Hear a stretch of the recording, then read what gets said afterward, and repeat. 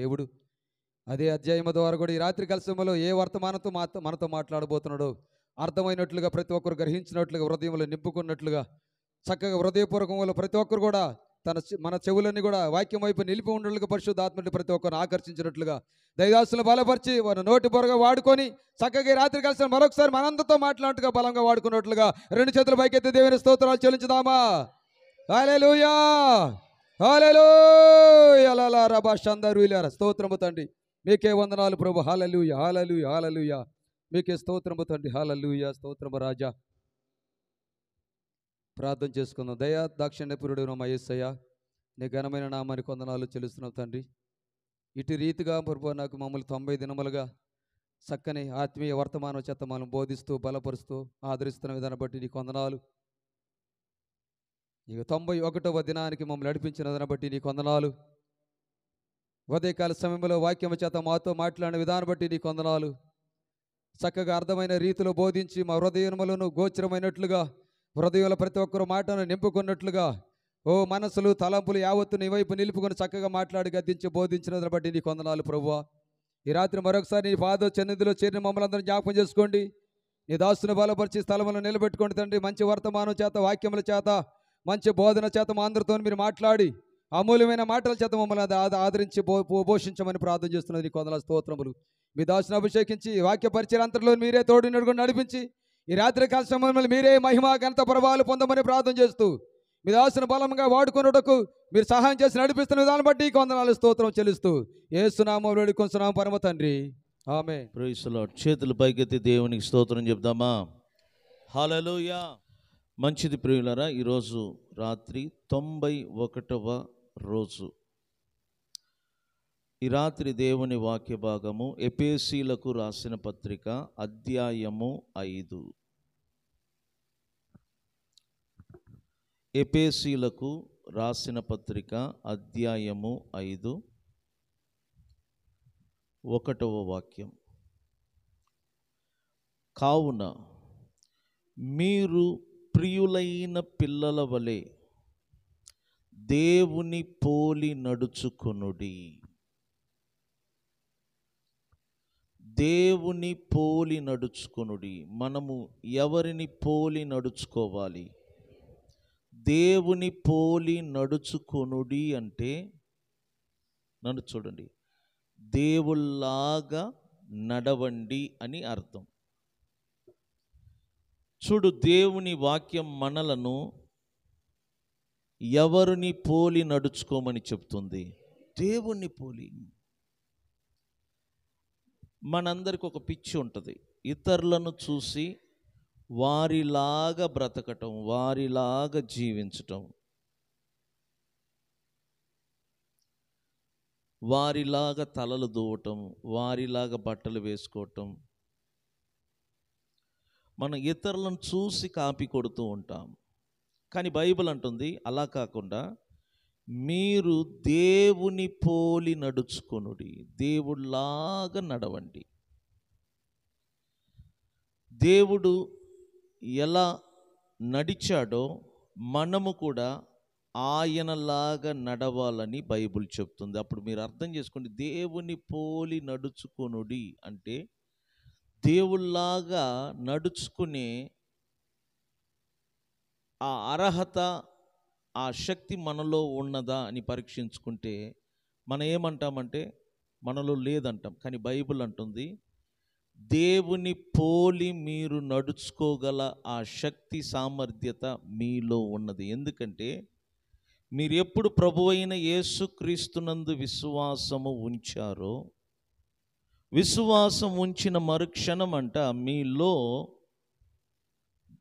దేవుని యొక్క పరిశుద్ధాత్ముడు లోపలికి వచ్చి దేవుని జీవమును మీ ఆత్మలో ఉంచాడు.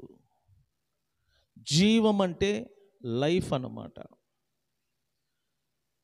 మరలా చెప్తున్నాను, దేవుడు జీవము గలవాడు. దేవునిలో ఉన్న జీవము నిజమైనది. జీవం అంటే లైఫ్ అన్నమాట. ప్రతి చెట్లకు కూడా జీవం ఉంది, పురుగులకు కూడా జీవం ఉంది, జీవరాశులకు కూడా జీవముంది, మనుషులకు కూడా జీవముంది. కానీ దేవునిలో ఉన్న జీవమునకు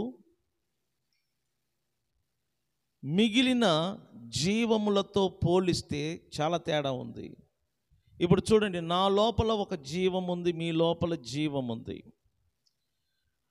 మన జీవమునకు ప్రారంభముంది, అంతమున్నది. కానీ దేవుని జీవమునకు ప్రారంభము లేదు, అంతము లేదు. జీవము అంటే ప్రాణము, లేకపోతే లైఫ్ అంటారు. మనము ఎప్పుడు యేసు ప్రభునందు విశ్వాసము ఉంచామో మన లోపల నిత్య జీవాన్ని పొందుతున్నాం. అనగా దేవుడు ఏ జీవమును కలిగి ఉన్నాడో అదే జీవమును యేసునందు విశ్వాసం ఉంచిన వారిలో కలుగుతుంది. ఇప్పుడు మీరు యేసునందు విశ్వాసం ఉంచిన వారైతే ఖచ్చితంగా మీ లోపల దేవుని జీవం ఉంది, మీ లోపల దేవుని లైఫ్ ఉందన్నమాట. సో దేవుళ్ళలాగా మీరు జీవించగలరు, దేవుళ్ళలాగా మీరు బ్రతకగలరు. ఎందుకంటే మీ లోపల దేవుని జీవము ఉన్నది. చూడండి, ప్రతి చెట్టుకు ఫలాలు, కాయలు వస్తూ ఉంటాయి. ఆ కాయ పండినప్పుడు చూడండి, దాంట్లో విత్తనాలు ఉంటాయి.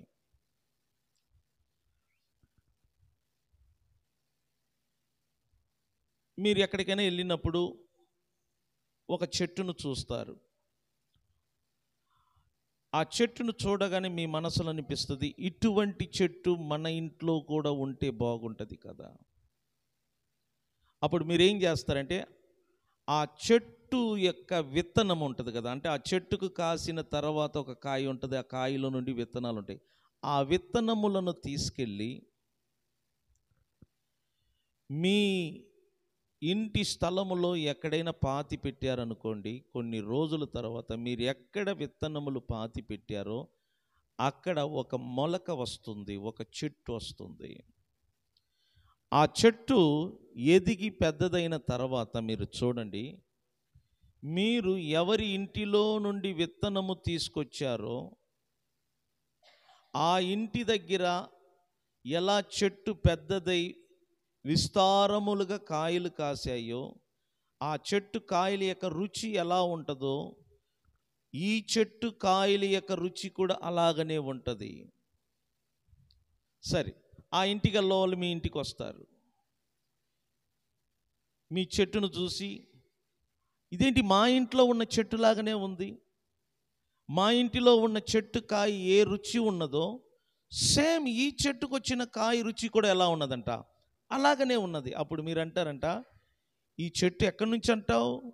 మీ చెట్టు విత్తనమును తీసుకొచ్చి మేమేం చేశాము, ఇక్కడ వేసాం గనుక అది మీ చెట్టు విత్తనం, బ్రీడ్ అన్నమాట. కాబట్టి దానిలాగానే ఇది వచ్చింది.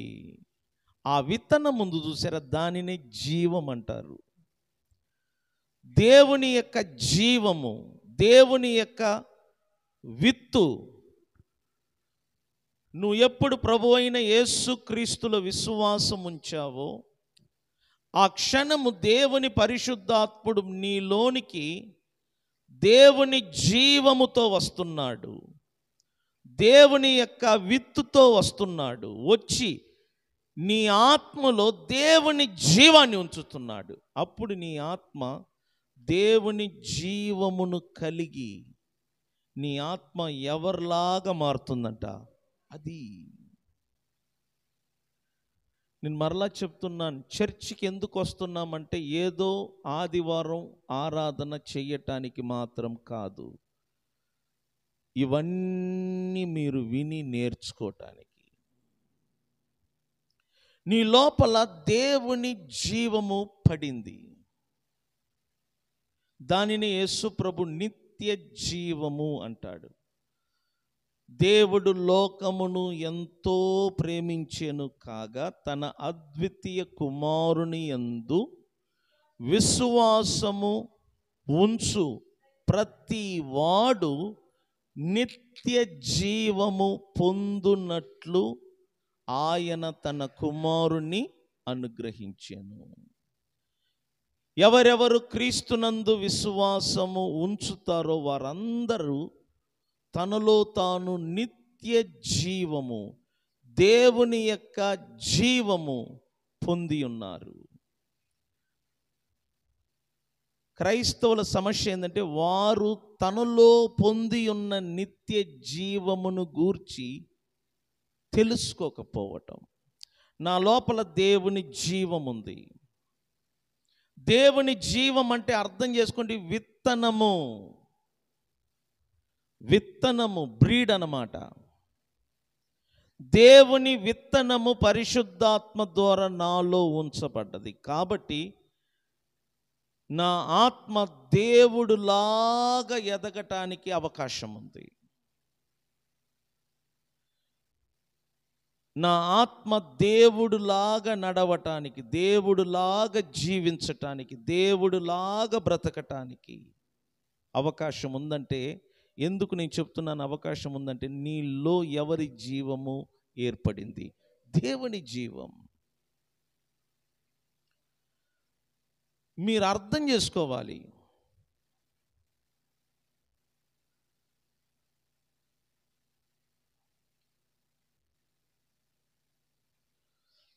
దేవుని జీవము మనలో ఉంచబడ్డది. దేవుని జీవము, దేవుని యొక్క జీవము, దేవుని యొక్క విత్తనము, దేవుని యొక్క విత్తనము మనలో ఉంచబడ్డది. ఎప్పుడు ప్రభువైన క్రీస్తునందు విశ్వాసము ఉంచామో ఆ క్షణము దేవుని పరిశుద్ధాత్ముడు నేరుగా మనలోనికి వచ్చి మన అంతరంగ ఆత్మలో పరిశుద్ధాత్ముడు దేవుని జీవమును ఉంచుతున్నాడు. ఎప్పుడు దేవుని జీవము నా ఆత్మలో ఉంచబడ్డదో అప్పుడు నా ఆత్మ దేవుని జీవమును పొంది మరలా బ్రతుకుతుంది. నా ఆత్మ మరలా బ్రతుకుతుంది దేవుని జీవము పొంది. దీనిని ఏమంటారంటే, నేను ఆత్మలో మరలా జన్మించాను. కాబట్టి దేవుని పోలికలు, దేవుని గుణలక్షణములు, దేవుని యొక్క స్వభావములు మనలో ఉన్నది. నేను నా తల్లిదండ్రుల ద్వారా జన్మించాను. వారి పోలికలు, వారి శరీరము, వారి DNA నా లోపల ఉంటుంది.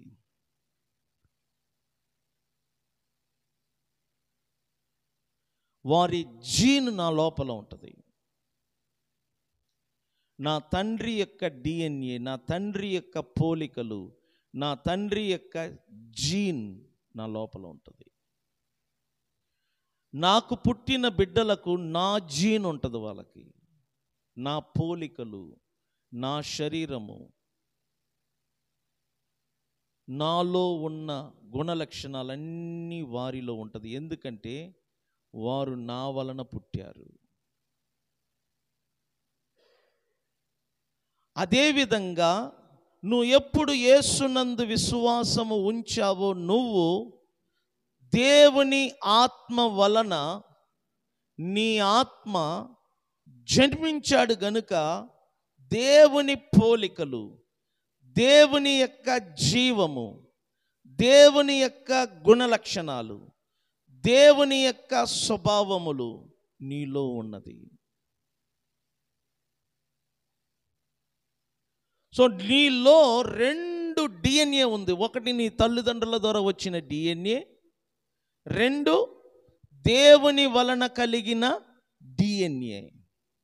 నీ తల్లిదండ్రుల ద్వారా వచ్చిన గుణలక్షణాలు, నీ తల్లిదండ్రుల ద్వారా వచ్చిన బుద్ధులు, నీ తల్లిదండ్రుల ద్వారా వచ్చిన శరీరము.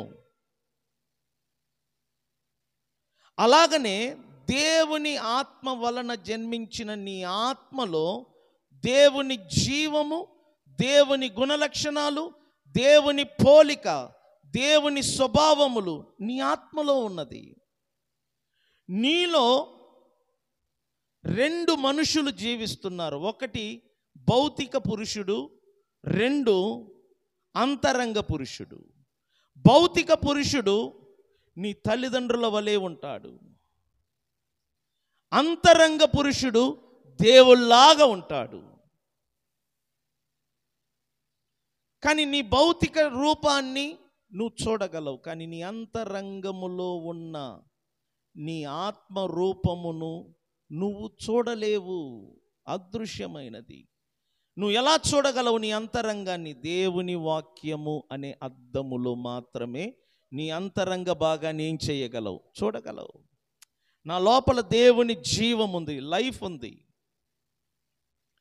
కాబట్టి నా శరీరం మరణిస్తుంది, కానీ నేను మరణించను. నేను అంటే అంతరంగ ఆత్మ. శరీరం వేరు, అంతరంగ ఆత్మ వేరు. శరీరము నా అంతరంగ ఆత్మకు దేవుడు తొడిగించిన ఒక వస్త్రము.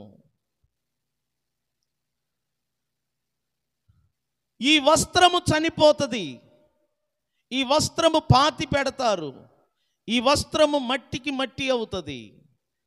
కానీ ఈ వస్త్రములో మరుగై ఉన్న నా అంతరంగ పురుషుడు, నా అంతరంగ ఆత్మ దేవుని పోలికలో జన్మించి ఉన్నాడు, దేవుడులాగా జన్మించి ఉన్నాడు. అతనికి మరణం అనేది ఉండదు. అతడు యుగ యుగాలు దేవునితో జీవిస్తూ ఉంటాడు. దీనిని ప్రభు చెప్పాడు, నా యందు విశ్వాసము ఉంచువాడు మరణించినను మరలా అతడు బ్రతుకును. చూసారా?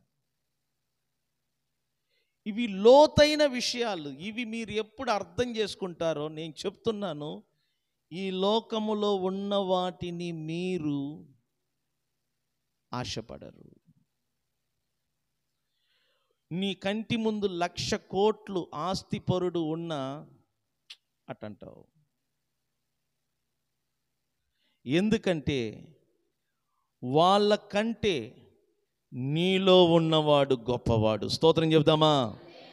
ఇది లోతైన విషయాలు. ఇది అర్థం చేసుకోవాలి. మీరు ఎక్కడ తెలుసుకుంటారన్న భయముతోనే సాతాను బైబుల్ని చదవనీయుడు. నేను చెప్తున్నా, 199 క్రైస్తవులు, అంటే 99% బైబుల్లో ఏముందో క్రైస్తవులకు తెలియదు. బైబిల్ మోస్తారు, బైబిల్ కొంటారు, బైబిల్ ఇంట్లో దాచుకుంటారు.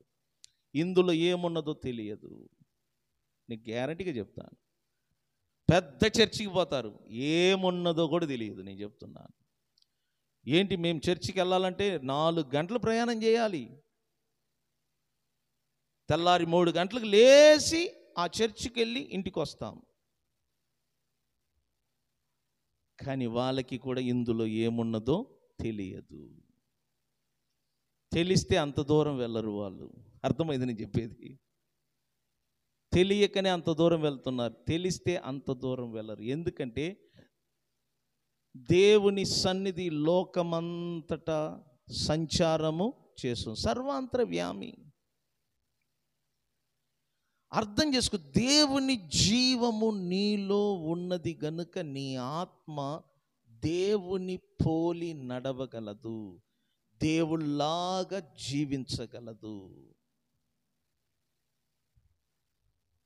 నేను చెప్తున్నాను, దేవుడు తన జీవమును తన లైఫ్ అన్నమాట యేసుక్రీస్తు ద్వారా మీకు ఇవ్వబడి ఉన్నది. ఆయనలో జీవముండెను, అనగా యేసులో జీవముండెను, లైఫ్ ఉన్నది ఆయన. ఆ జీవము మనుషులకు వెలుగై ఉన్నది. ఎవరెవరు యేసును అంగీకరిస్తారో, యేసును ప్రభువుగా అంగీకరిస్తారో వారందరూ దేవుని జీవమును లోపల కలిగి ఉంటారు. ఆ జీవము మీలో కలిగినప్పుడు నీ ఆత్మ మరలా బ్రతుకుతుంది. నీ ఆత్మ దేవుని కుటుంబములో జన్మిస్తుంది. నీ ఆత్మ దేవుళ్ళలాగా, సేమ్ దేవుళ్ళలాగా ఈ శరీరము లోపల ఎదుగుతాడంట. ఈ శరీరము లోపల నీ ఆత్మ ఎదిగే కొలది ఈ శరీరం అంట ఈ లోకానికి దేవుణ్ణి కనపరుస్తాడంట. దేవుడు ఎలా ఉంటాడో నువ్వు నీ శరీరము ద్వారా, నీ జీవితము ద్వారా లోకములో ఉన్న మనుషులకు కనపరుస్తావు. మనమందరము దేవుని పోలి నడుచుకోవాలి. ఎవరిని పోలి? సేమ్ దేవుడు ఎలా నడిచాడో చూసి కాపీ కొట్టడం, దేవుణ్ణి చూసి అలాగనే నడవటం. బైబిల్ ఏమంటుందంటే, యోహాను సువార్త 1వ అధ్యాయము 18వ వాక్యం.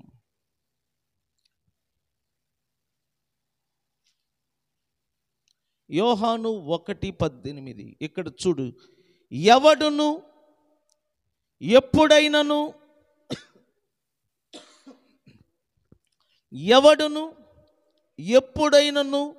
దేవుని చూడలేదు. ఎవడును ఎప్పుడైనను దేవుణ్ణి చూడలేదు. మరి చూడలేనప్పుడు మనం ఎలా దేవుళ్ళలాగా నడవగలం? ప్రశ్న. ఎవడును ఎప్పుడైనను దేవుణ్ణి ఏం చేయలేదు? చూడలేదు. తండ్రి రొమ్ముననున్న అద్వితీయ కుమారుడే, తండ్రి రొమ్ముననున్న అద్వితీయ కుమారుడే ఆ దేవుణ్ణి ఈ లోకమునకు ఏం చేశాడు? బయలుపరిచాడు. బయలుపరచటం అంటే ఏంటి తెలిసిన? తెలియచేశాడు. మరుగై ఉన్న దేవుణ్ణి ఈ లోకమునకు, ఆయన దేవుని కుమారుడైన క్రీస్తు లోకమునకు వచ్చి మరుగై ఉన్న దేవుణ్ణి తెలియచేశాడు. యేసు మాత్రమే దేవుణ్ణి చూశాడు. యేసు మాత్రమే దేవుని యొద్ద నుండి వచ్చినవాడు. యేసు అనే పేరు పుట్టిన తర్వాత ఆయనకి పెట్టబడినది, కానీ ఈ లోకములో ఆయన పుట్టటానికి ముందే ఆయన ఉన్నవాడు. అప్పుడు ఆయన పేరు వాక్యము. అప్పుడు ఆయన దేవుని యొద్ద ఉన్నాడు. ఆయనే దేవుడై ఉన్నాడు. కలిగినది ఏదైనను వాక్యము లేకుండా కలగలేదు.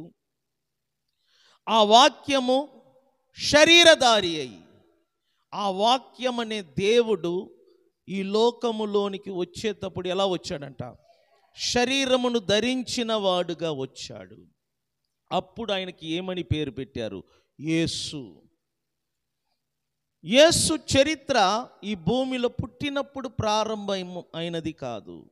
ఆయన పుట్టటానికి ముందే ఆయన చరిత్ర ఉన్నది. ఈ భూమిలో పుట్టటానికి ముందే ఆయన ఉన్నవాడు, అనువాడై ఉన్నాడు.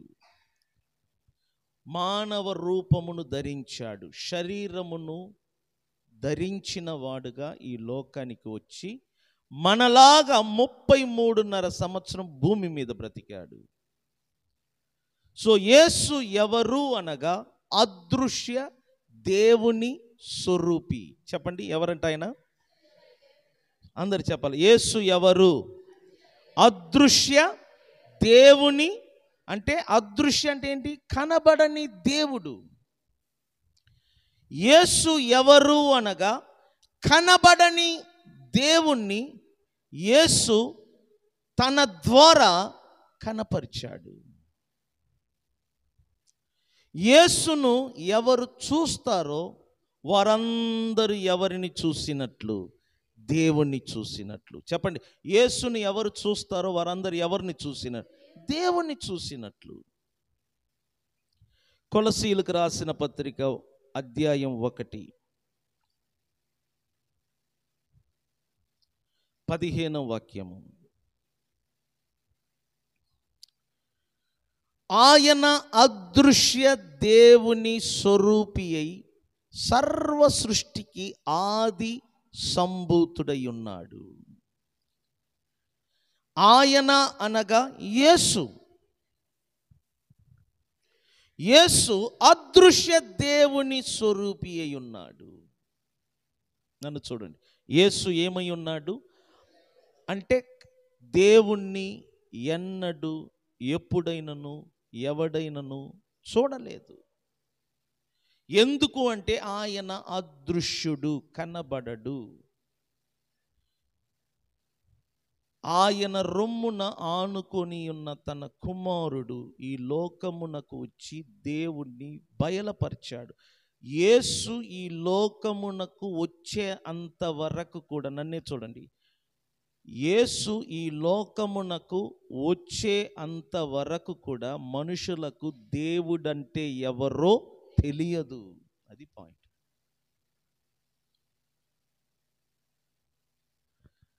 మనుషులందరూ కూడా తెలియని దేవుళ్ళను పూజిస్తూ వచ్చారు. కాబట్టి వారికి నచ్చిన రూపములను తయారు చేసుకొని వాటిని దేవుళ్ళుగా నమ్మి పూజిస్తూ వచ్చారు. ఎప్పుడు? యేసు వచ్చేంత వరకు. వారు నమ్మిన ఆకారము, వారు ఊహించిన రూపములు, వారికి నచ్చిన రూపాలను తయారు చేసుకొని వాటిని దేవుళ్ళుగా నమ్మి పూజిస్తూ వచ్చారు మనుషులు. ఎంతవరకు? యేసు ఈ లోకానికి వచ్చి దేవుణ్ణి బయలుపరచు అంతవరకు మనుషులందరూ కూడా వారు ఊహించిన రూపములలో ఎవరిని తయారు చేశారు?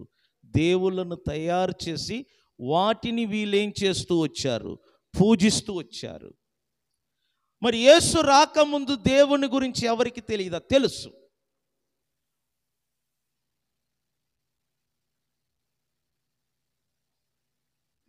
ఆదాము దేవుణ్ణి చూడలేదు, ఆయన స్వరం విన్నాడు. దేవుని గురించి ఆదాముకు తెలుసు.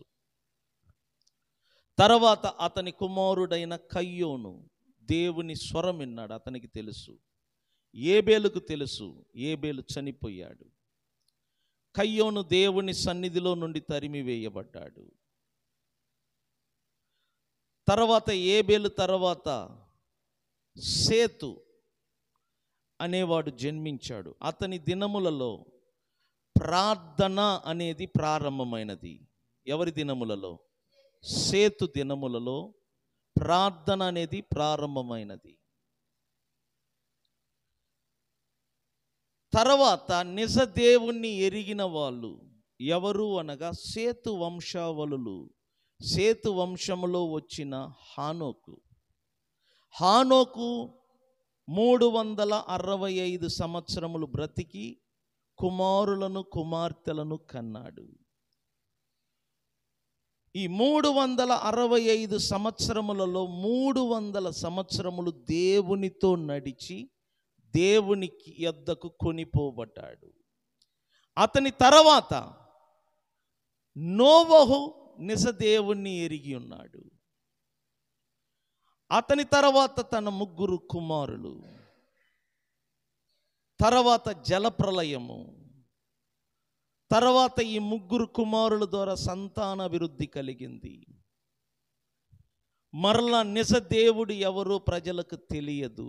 అప్పుడు నిమ్రోద్ అనేవాడు వచ్చి మతమును తీసుకొచ్చాడు,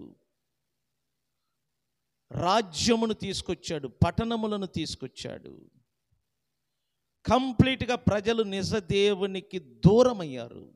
నిజ దేవుడు అంటే ఎవరో తెలియక బ్రతికారు.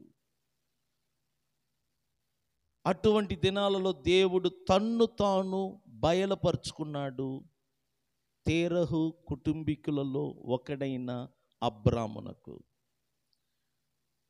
తన్ను బయలుపరుచుకున్నాడు అబ్రామునకు. వెళ్ళమన్నాడు, వెంటనే వెళ్ళాడు. అబ్రహాముతోనే దేవుడు ఉన్నాడు. వీరిద్దరు స్నేహితులుగా మారారు. అనుదినము దేవుని సన్నిధిలో గడుపుతూ నిజ దేవుణ్ణి ఎరిగిన వాడుగా అబ్రహాము మారాడు. ప్రపంచమంతటిలోనే ఆ రోజుల్లో నిజ దేవుడు ఎవరికి తెలుసు అంటే ఒక అబ్రహాముకు మాత్రమే. అంటే మిగిలిన ప్రపంచంలో ఉన్న మనుషులందరికీ ఎవరంటే తెలియదు, దేవుడంటే తెలియదు. చీకటిలో ఉన్నవారు వీళ్ళందరూ వారికి నచ్చిన రూపములో బొమ్మలను రూపములో తయారు చేసి వాటిని దేవుళ్ళుగా నమ్మి బ్రతుకుతూ వచ్చారు. ఒక అబ్రహాముకు మాత్రమే నిజదేవుడు తెలుసు. తర్వాత అబ్రహాము కుటుంబీకులకు, అబ్రహాము వంశావళులకు మాత్రమే నిజదేవుడు అంటే ఏంటో తెలుసు. తర్వాత వాళ్ళు ఇశ్రాయేలీలుగా మారారు. ఇశ్రాయేలీలకు మాత్రమే నిజదేవుడు అంటే ఏంటో తెలుసు. దేవుని గురించి ఈ భూమి మీద ఎరిగిన జనాంగము ఎవరు అంటే ఇశ్రాయేలీలు. ఒకడు దేవుని గురించి తెలుసుకోవాలంటే ఇశ్రాయేలీల యొద్దకు వెళ్ళాలా. యేసు ప్రభు వచ్చేంత వరకు ఈ లోకములో ఉన్న మనుషులందరూ కూడా నిజ దేవుణ్ణి ఎలా తెలుసుకున్నారంటే ఇశ్రాయేలీ మధ్యలో దేవుడు చేసిన కార్యములను, అద్భుతములను, సూచక క్రియలను అన్యజనులు చూసి తెలుసుకున్నారు. దేవుడంట ఇశ్రాయేలీలకు మాత్రమే తాను ఏం చేసుకున్నాడు, బయలుపరుచుకున్నాడు. ఇశ్రాయేలీలో నుండి క్రీస్తు ఈ లోకానికి వచ్చాడు. ఆయన పేరు యేసు. ఆయన వచ్చిన తర్వాతనే భూమిలో ఉన్న మనుషులందరూ ఎవరిని తెలుసుకోవటం మొదలైంది, ఈ దేవుని. యేసు రాకపోతే దేవుడు అంటే ఎవరికి తెలిసేది కాదు. ఎందుకంటే యేసు దేవునిలో నుండి వచ్చినవాడు. ఆయనకు మాత్రమే తెలుసు దేవుడు అంటే ఎవరు, నిజ దేవుడు ఎవరో యేసు మాత్రమే బయలుపరిచాడు. 3.5 సంవత్సరం భూమి మీద ఉండి ఈ లోకమంతటికి దేవుని గురించి బోధించాడు, దేవుని గురించి బయలుపరిచాడు. తన క్రియల ద్వారా, తన నడక ద్వారా, తన మాటల ద్వారా, తన బోధన ద్వారా, తాను బ్రతికిన బ్రతుకు ద్వారా, తన మరణము ద్వారా ఎవరిని బయలుపరిచాడు, దేవుని బయలుపరిచాడు. దేవుని ప్రేమను యేసు బయలుపరిచాడు. దేవుని యొక్క శక్తిని యేసు బయలుపరిచాడు. దేవుని యొక్క పరిశుద్ధతను యేసు బయలుపరిచాడు. దేవుడు ఎలా ఉంటాడో మానవులు చూడాలంటే ఎవరి దగ్గరికి రావాలా, యేసు దగ్గరికి రావాలా. ఎందుకంటే ఈ యేసు దేవుని అదృశ్య స్వరూపి అయి ఉన్నాడు.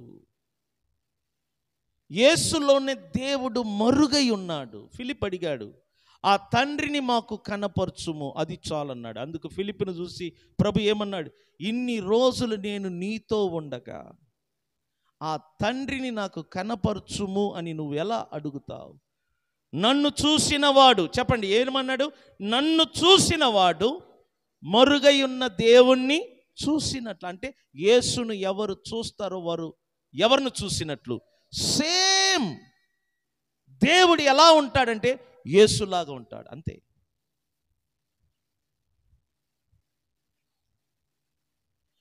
యేసు దేవుని ఒరిజినల్ ప్రింట్ అన్నమాట. యేసు దేవుని యొక్క నిజ స్వరూపం. యేసు కనబడని దేవుని యొక్క నిజ స్వరూపం. మానవులు దేవుణ్ణి చూడాలి అంటే యేసును చూడాలి. అందుకే యేసు అన్నాడు, ఎవడైనను తండ్రి యొద్దకు రావాలి అంటే నా యొద్దకు రావలేను. ఎందుకు అంటే నేనే మార్గమును, నేనే సత్యమును, నేనే జీవమును అని చెప్పి ఈ మాట అన్నాడు. నా ద్వారా తప్ప ఎవడైనను సరే ఈ భూమిలో ఎవరి దగ్గరికి రాలేడు. సరే, నేను యేసును నమ్మను, యేసు దగ్గరికి రాను, మరి వారు దేవుని దగ్గరికి వెళ్ళగలరా? వెళ్ళలేరు. నేను చెప్తున్నాను, యేసు లేకుండా ఏ మానవుడు కూడా దేవుని యొద్దకు వెళ్ళలేడు. ఎందుకంటే ఆయన పరిశుద్ధుడు, మానవుడు పాపాత్ముడు. యేసు లేకుండా ఒక పాపి పరిశుద్ధుడు దగ్గరికి రాలేడు. ఎందుకు యేసు దగ్గరికి రావాలి? ఎందుకు అంటే యేసు పాపుల కొరకు బలి అయ్యాడు. మనుషులందరి పాపములను ఆయన మోసాడు. మనుషులందరి పాపమునకు ఆయన శిక్ష అనుభవించాడు. ఆయన ద్వారానే దేవుడు మనుషుల పాపములను ఏం చేస్తున్నాడు? క్షమిస్తున్నాడు. కాబట్టి యేసు దగ్గరికి వచ్చిన వాళ్ళందరి పాపములు క్షమించబడతాయి. ఎవరు రారో యేసు దగ్గరికి వారి పాపములన్నీ వారి మీదనే మోపబడతాయి. అందుకే నేను చెప్తున్నాను, మనకున్నది ఒక జీవితం. మనము ఎవరిని ప్రచారం చెయ్యాలా? యేసును. ఎవరిని గురించి ప్రజలకు తెలియచేయాలా? యేసును. ప్రజలను ఎవరి దగ్గరికి తీసుకురావటానికి మనం పని చెయ్యాలా? యేసును. ఎందుకంటే ఒక మనిషి చనిపోయే లోపు యేసును నమ్ముకోకుండా చనిపోతే వాడు దేవుని జీవమును పోగొట్టుకుంటాడు. ఇక మరలా వాడు దేవునితో సమాధాన పడే అవకాశము లైఫ్లో ఉండదు. ఇది ఇంపార్టెంట్. నేను చెప్తాను, ఒక మనిషి సంపాదిస్తున్నాడా, సంపాదించలేదా, చదువుకుంటున్నాడా, చదువుకోవట్లేదు. నేనైతే అసలు పిల్లల విషయంలో చదువుకోండి ఇవన్నీ నేను పట్టించుకోండి. దేవునిలో ఉన్నారా లేదా, అది ఇంపార్టెంట్. నా పిల్లలు యేసును నమ్ముకోకపోతే ఖచ్చితంగా వారు దేవుని జీవమును పోగొట్టుకుంటారు. వారు ఖచ్చితంగా నరకానికి వెళ్తారు. వారు అక్కడ వేధించబడుతూ బాధపడుతూ ఉంటారు. నేను దేవునిలో ఆనందిస్తూ ఉంటాను.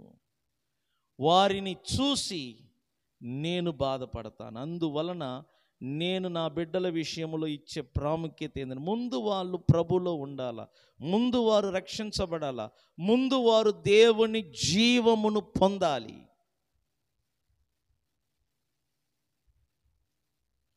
ముందు వారు దేవునిలో నివాసము చేయాలి. అదే ఇంపార్టెంట్.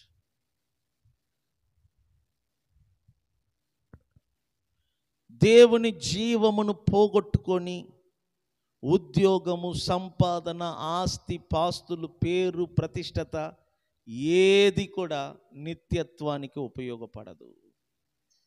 ఇవన్నీ టెంపరరీ లైఫ్ అంటారు. ఇవన్నీ ఈ భూమిలో అనుభవించటానికి 1000 కోట్లున్నా, 100 కోట్లున్నా, 1 కోటి ఉన్నా, 1 లక్ష ఉన్నా, 1000 ఉన్నా మనము వాడుకోవటానికే కానీ దాని వలన నిత్యత్వానికి వెళ్ళటానికి మాత్రము కాదు. అంతే. 1000 కోట్లుంటే 1000 కోట్లకు తగినట్లుగా సంబంధం చూస్తాను. 1,00,000 రూపాయలు ఉంటే 1,00,000 రూపాయకి తగినట్లుగా సంబంధం చూస్తాను. సెంటు భూమి ఉంటే సెంటు భూమికి తగిన సంబంధం చూసుకుంటాను. అంతే తప్ప దానివలన ఉపయోగం లేదు. కానీ దేవుని జీవము ఇంపార్టెంట్. నేను చెప్తున్నాను, అది ఒక యేసు వలన మాత్రమే మనలో కలుగుతుంది.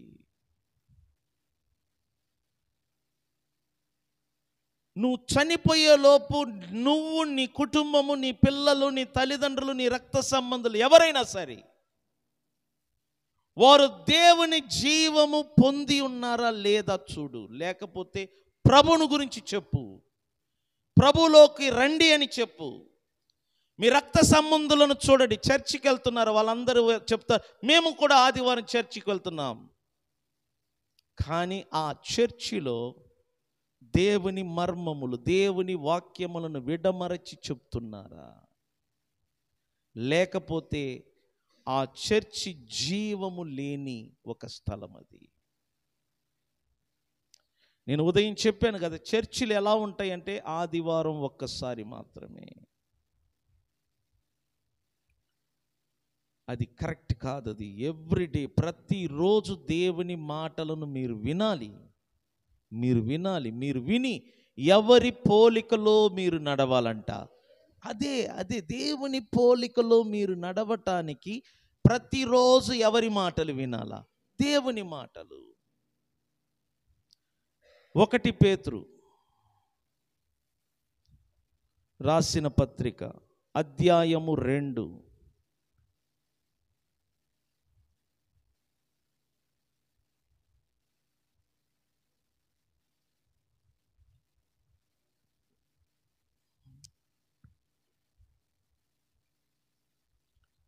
21. క్రీస్తు మీ కొరకు బాధపడి మీరు తన అడుగు జాడల యందు నడుచుకొనున్నట్లు మీకు మాదిరి ఉంచి పోయెను. ఎంత మాట అది! క్రీస్తు మీ కొరకు బాధపడి మీరు తన అడుగు జాడలు అంట. ఏంటంటే చెప్పండి, అడుగు జాడలు ఏంటంటే చెప్పండి, ఫుట్ స్టెప్ అన్నమాట. తాను ఈ భూమి మీద వేసిన ఆ అడుగుల మీద మీరు కూడా ఏం వేయాలంట, అడుగులు వేయాలా. అర్థమైందని చెప్పింది. ఆయన నడిచిన అదే మార్గములో, అదే రూటు, అదే అడుగుల మీద మనం ఏం చెయ్యాలంట, అడుగులు వేయాలా. అంటే ఆయన నడిచినట్లు మనం నడవాలా. ఆయన ఈ భూమిలో బ్రతికినట్లు, ఆయన ఈ భూమిలో నడిచినట్లు మనం నడవాలా. దానిని ఏమంటారంటే మీరు దేవుని పోలి నడుచుకొనుడి. ఎందుకంటే యేసు మాత్రమే దేవుని అదృశ్య స్వరూపి అయి ఉన్నాడు. మనము దేవుని పోలి నడవాలంటే యేసును మనం ఫాలో అవ్వాలా, యేసును మనము అనుసరించాలా, ఆయన నడిచినట్లుగా మనము నడవాలా. ఆయన తన అడుగు జాడలను మనకు మాదిరిగా ఉంచిపోయెను. మనకు మాదిరిగా ఉంచిపోయి, మీ లైఫ్లో ఎవరు మీరు మాదిరిగా తీసుకోవాలి? యేసును. కొంతమంది యువకులను అడిగితే నేను క్రికెట్ ప్లేయర్ ధోనిని నా మోడల్గా తీసుకుంటున్నాను. కొంతమంది అంటారు సినిమా సూపర్ స్టార్ని నేను మోడల్గా తీసుకున్నాను. కొంతమంది అంటారు ఈ రాజకీయ నాయకుని నేను మోడల్. ఒక్కొక్కరిని మోడల్గా తీసుకుంటారు. కానీ యేసులోనికి వచ్చిన నీవు లోకములో ఉన్న వారిని నువ్వు మాదిరిగా తీసుకోకూడదు. లోకములో ఉన్న సూపర్ స్టార్లను, పొలిటీషియను, లేకపోతే స్పోర్ట్స్, వారిని నువ్వు మాదిరిగా తీసుకుంటే నువ్వు వెళ్ళవలసిన గమ్యం నరకం. నువ్వు ఎవరిని మాదిరిగా తీసుకోవాలా?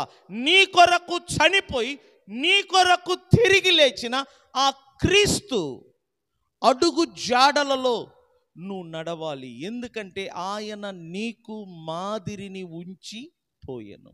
యేసు మనకు రోల్ మోడల్. గుర్తుపెట్టుకోండి, నీ 2 కనులు 24 గంటలు ఎవరి మీద ఫిక్స్ అయి ఉండాలా? యేసు మీద. స్త్రీలైన పురుషులైన మీరు యేసులాగా నడవాలా, యేసులాగా నడవటానికి ప్రాక్టీస్ చేయాలా. ఆయన ఏమన్నాడు? జాలర్లను చూసి ఫాలో మీ అన్నాడు. అంటే నన్ను వెంబడించండి, నన్ను వెంబడించండి, నన్ను వెంబడించండి. అంటే ఆ మాటకు అర్థం ఏంటి? నేను ఎక్కడికి వెళుతానో మీరు అక్కడికి రండి అని అర్థం. మీరు చూడు, యేసు వెళ్ళిన మార్గములో వెళ్ళితే, నన్ను చూడండి, నువ్వు యేసును ఫాలో అయ్యావనుకో, నువ్వు యేసును వెంబడించావనుకో, యేసు ఎక్కడికి వెళ్ళాడో నువ్వు కూడా అక్కడికి వెళుతావు. యేసు ఎక్కడికి వెళ్ళాడు? తండ్రి అయిన దేవుని కుడి స్పార్శమునకు వెళ్ళి అక్కడ సింహాసనములో ఏమై ఉన్నాడు? కూర్చొని ఉన్నాడు. హై అన్నమాట, ఉన్నతమైన స్థలం అది. అది నీ గమ్యం. నీ నెగటివ్ ప్రింట్ ఏంటి తెలిసిన? ఆల్రెడీ నిన్ను దేవుడు క్రీస్తుతో కూడా లేపి, క్రీస్తుతో కూడా పరలోకమందు సింహాసనములో కూర్చోబెట్టాడు. అది నెగటివ్ ప్రింట్ అన్నమాట. ఆ నెగటివ్ ప్రింట్ ఒరిజినల్ ప్రింట్గా మారాలంటే నువ్వు యేసును ఏం చెయ్యాలా? అనుదినము అనుసరించాలా, ఆయనను నడవాలా. మరి యేసును నువ్వు అనుసరించాలంటే యేసు ఎలా ఉంటాడో నీకు తెలియాలా. నీకు యేసు ఎలా ఉంటాడో నీకు తెలియకపోతే నువ్వు ఆయనను వెంబడించలేవు. మరి యేసును గూర్చి నువ్వు తెలుసుకోవాలి అంటే నువ్వు యేసుతో సమయము గడపాలా. ఎలా? 1 ప్రార్థనలో, 2 ఆయనను గూర్చి రాయబడిన పరిశుద్ధ గ్రంథమును జాగ్రత్త కలిగి పరిశీలన చేస్తూ చదవాలా. యేసు ఎలా బ్రతికాడు, యేసు ఎటువంటి వాడు, యేసుకు ఏది ఇష్టము, యేసు దేనిని అసహించుకున్నాడు, ఆయనను గూర్చి నువ్వు తెలుసుకోవాలి. ఇంట్రెస్ట్గా, ఆసక్తి కలిగి నీ డ్యూటీ ఏంటంటే బైబిల్ చదువుతూ ఎవరిని గూర్చి మీరు తెలుసుకోవాలా? యేసును గూర్చి మీరు తెలుసుకోవాలి. మీరు యేసును గూర్చి ఎంతగా తెలుసుకుంటారో అలాగనే మీరు నడవటానికి ప్రయత్నము చెయ్యాలి. యేసు భూమి మీద ఎలా బ్రతికాడు? చదువు. రాత్రిపూట ఎలా సమయం గడిపాడు? చదువు. పాపులను చూసి యేసు క్షమించాడా, శపించాడా? చదువు. తన యొద్దకు వచ్చు వారిని ఆదరించాడా, త్రోసివేశాడా? చదువు.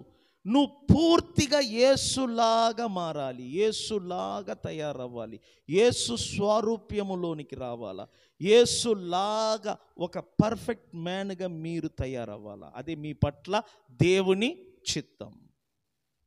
ఎవరెవరు యేసులాగా మారుతారో, యేసులాగా తయారవుతారో వారి ద్వారానే దేవుడు ఈ భూమి మీద పరిపాలన చేస్తాడు. నేను చెప్తున్నాను, యేసులాగా తయారయ్యే వాళ్ళే ఈ ప్రపంచమును ఏలుబడి చేస్తారు. అంటే ఒక ఏలుబడిదారులను దేవుడు ఈ భూమి మీద తయారు చేస్తున్నాడు. అర్థమైందని చెప్పింది.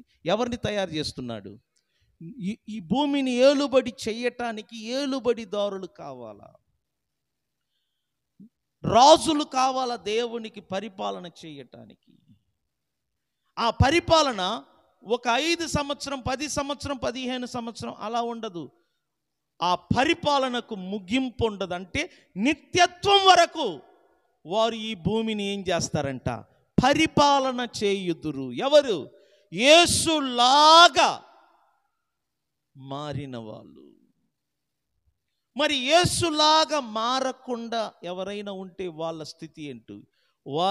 వారి పరిస్థితి ఏంటి తెలుసిన? సాధారణమైన ప్రజలంట. యేసులాగా మారిన వాళ్ళు ఈ ప్రజలను ఏం చేస్తారంట?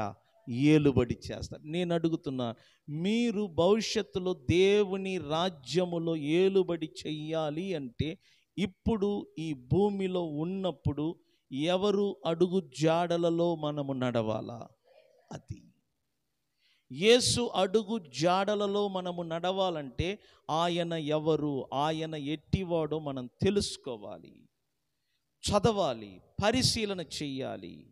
నేను ముగిస్తున్నాను. యోహాను సువార్త అధ్యాయము 4:17.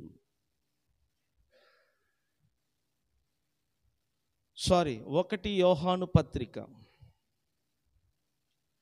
అధ్యాయము 4:17. అక్కడ ఏమని రాయబడి ఉంది?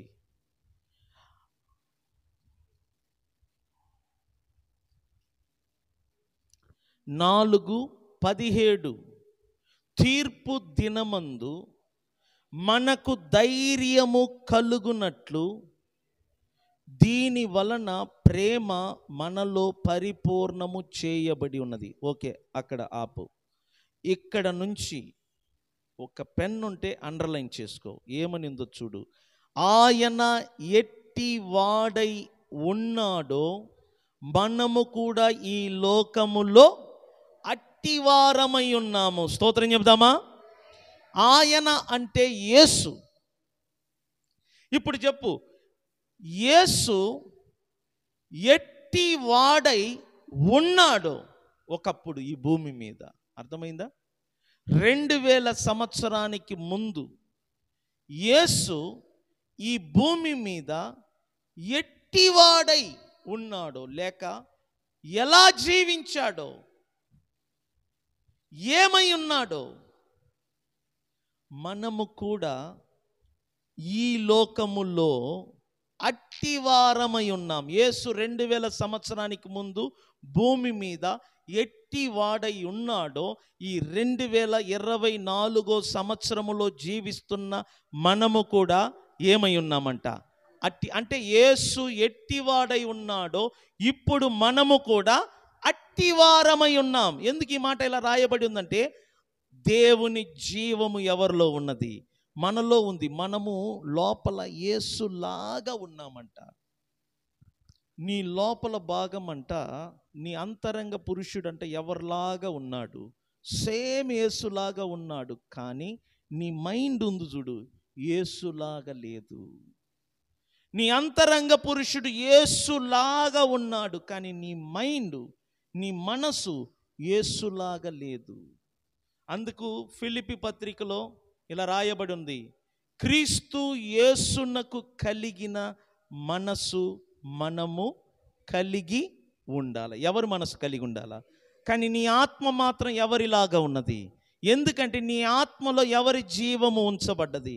దేవుని జీవము నీలో ఉంచబడ్డది, నీ ఆత్మలో ఉంచబడ్డది. గనుక నీ ఆత్మ ఎలా ఉన్నదంటే, యేసు ఎట్టివాడై ఉన్నాడో నీ ఆత్మ ఇప్పుడు అట్టివాడై ఉన్నాడు. కానీ నీ మనసు మాత్రం అలా లేదు.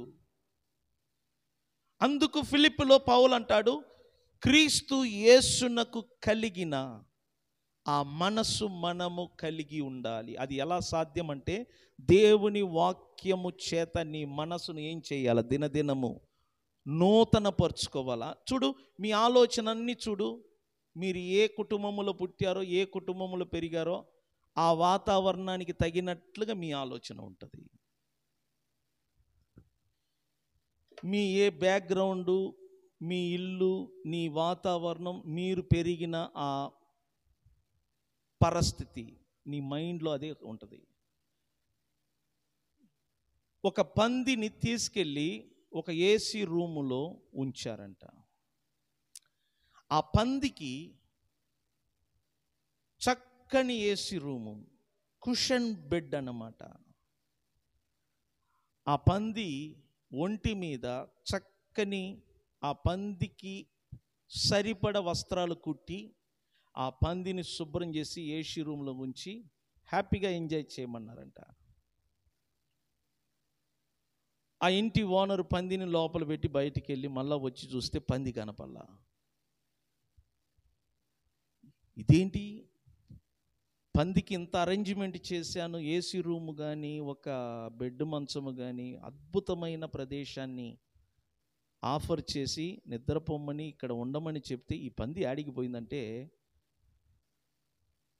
కిటికీ తెరిచి ఉంది, అక్కడ నుంచి గుర్ర గుర్ర సౌండ్ వినబడుతుంది. ఏంటని పరిగెత్తుకొని కిటికీ ముందు నిలబడి చూస్తే ఏసీ రూములో ఉండవలసిన పంది అక్కడ బురదలో ఎంజాయ్ చేస్తుంది.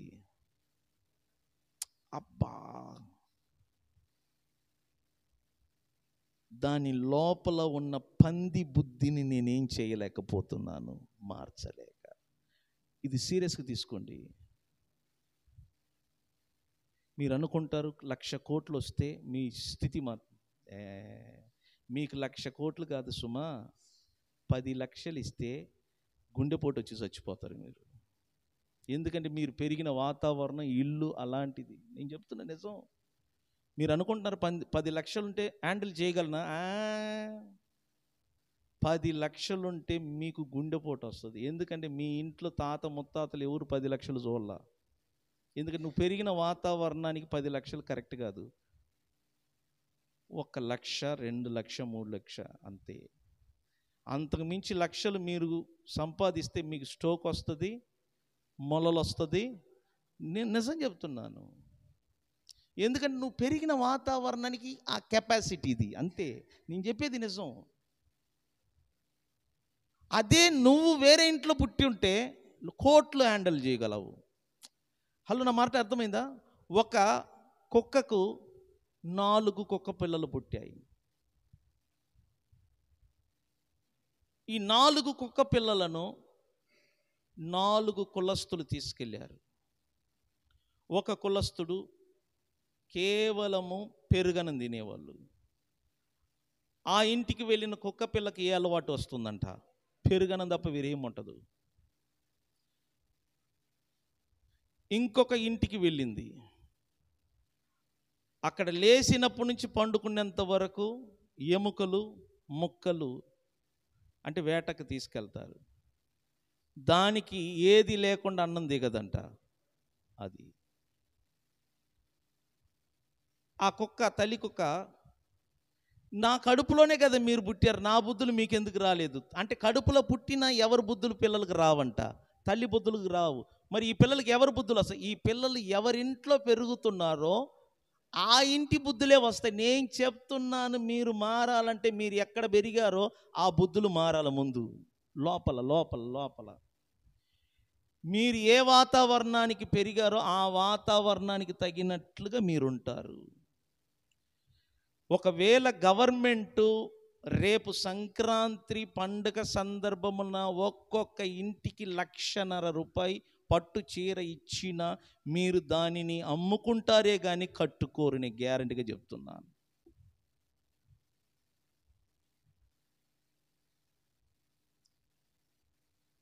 ఒకవేళ పక్కింటిలో ఉన్న ఒక పుంజు కోడి ఎగిరి నీ ఇంట్లోకి వచ్చిన దానిని మీరు కోసుకోరు, దానిని అమ్ముకొని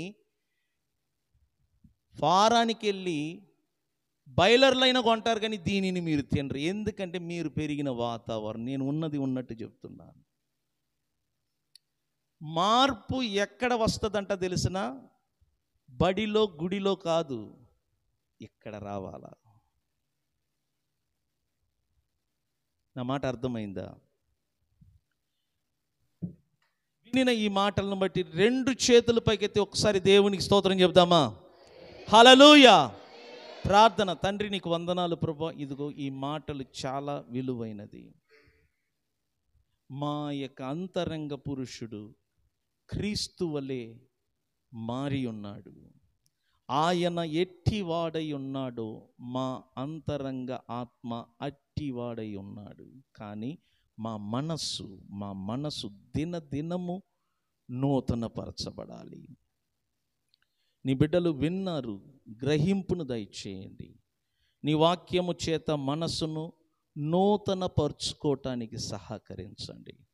నీ బిడ్డలందరూ దేవుని పోలికలో నడవాలని మీరు ఆశిస్తున్నారు.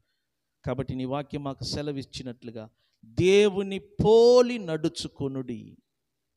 మేమందరము దేవుని పోలి నడవటానికి సహాయం చేయండి.